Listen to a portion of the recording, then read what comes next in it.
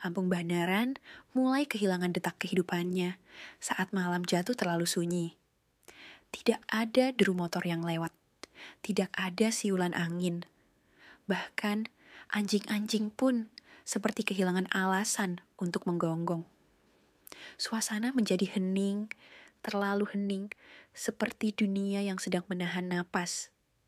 Yang tersisa hanyalah detak jam tua dari dalam rumah-rumah kayu yang mulai lapuk, berdetak lambat dan malas, seperti jantung seseorang yang menunggu ajal. Tapi malam itu, sesuatu yang telah lama dilupakan kembali muncul. Sebuah suara pelan tapi tajam, berderit seperti tulang tua digerakkan dengan paksa. Suara roda gerobak, berat dan kasar, menggema di antara lorong-lorong sempit. Kring, kring, kring.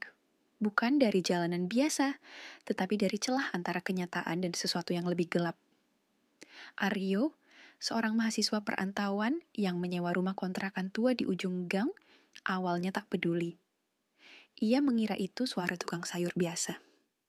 Tapi setiap malam, tepat pukul 2:03 dini hari, suara itu muncul lagi. Tak pernah telat, tak pernah absen. Ia tak pernah melihat siapapun. Hanya siluet gerobak samar yang muncul dalam pantulan air atau kaca jendela. Semakin hari, rasa penasaran berubah menjadi ketakutan. Pada malam ke-7, suara itu berhenti tepat di depan rumahnya. Aryo mengintip dari balik tirai, napasnya tertahan. Di bawah cahaya lampu jalan yang berkedip, berdiri seorang tukang sayur rentah, membungkuk, mengenakan caping anyaman yang sudah hampir hancur. Wajahnya pucat, kering, dan matanya kosong. Gerobaknya dipenuhi sayuran yang tak wajar, bayam yang berdenyut seperti otot, tomat yang berdetak seperti jantung, dan daun-daun yang mengelupas seperti kulit manusia. Tanpa suara, pria itu membuka mulutnya yang kering dan berbisik. Mau beli waktu. Sejak malam itu, hidup Aryo mulai retak. Sayuran aneh muncul di dapurnya tanpa sebab. Jam dinding mulai berdetak mundur. Suhu di rumah berubah tanpa alasan. Kadang terlalu dingin meski siang terik. Kadang terlalu panas padahal malam sunyi. Aryo melihat bayangannya sendiri bergerak lebih lambat dari tubuhnya. Suara-suara mulai terdengar dari balik dinding. Desahan, bisikan, bahkan suara tangis. Ia mencoba keluar dari rumah, tapi gang yang biasa ia lewati kini menjadi labirin. Toko kelontong di ujung jalan berubah menjadi musyaolah tua. Rumah tetangganya yang kosong kini menyala dengan lampu dan suara TV. Tapi tak ada siapapun di dalam. Ia melangkah ke arah lain dan kembali berdiri di depan rumahnya sendiri. Waktu telah mulai melingkar. Kenyataan mulai bergeser. Pada malam ke-11, ia menemukan pintu kecil di balik lemari yang tak pernah ia sentuh. Pintu itu menganga gelap, dan di baliknya terbentang lorong panjang berbau logam dan tanah basah. Di ujung lorong itu terbuka pasar. Tapi pasar itu bukan milik dunia manusia. Kios-kios berdiri dari tulang dan kain kafan. Lampu-lampu menyala dengan darah yang mengalir dari pipa besi. Penjualnya berdiri tegak, tanpa wajah, tubuh mereka diam tapi terasa hidup. Mereka menjajakan hal-hal yang tak masuk akal. Daun kenangan yang jika disentuh akan memperlihatkan ulang kematian seseorang, buah masa muda yang bisa membuatmu muda kembali selama 1 malam, tapi membayar dengan 10 tahun umurmu di pagi harinya. Di antara suara penjual itu, terdengar seruan, sayur penyesalan, potong umur, kenangan masa kecil, tinggal 2 biji. Malam demi malam, lorong itu muncul di dalam rumah Aryo, kadang dari kamar mandi, kadang dari dalam kulkas, kadang dari dalam televisi yang menyala sendiri tengah malam. Ruangan rumah berubah menjadi ruang-ruang tak dikenal. Ia tidur di kamar, bangun di atap.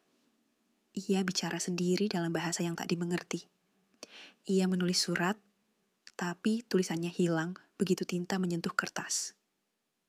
Pada malam ke-15, Ia melihat dirinya sendiri, berdiri di dalam cermin. Tapi jauh lebih tua, lebih pucat, dan di balik tubuhnya berdiri gerobak. Aryo akhirnya mencapai pusat pasar waktu.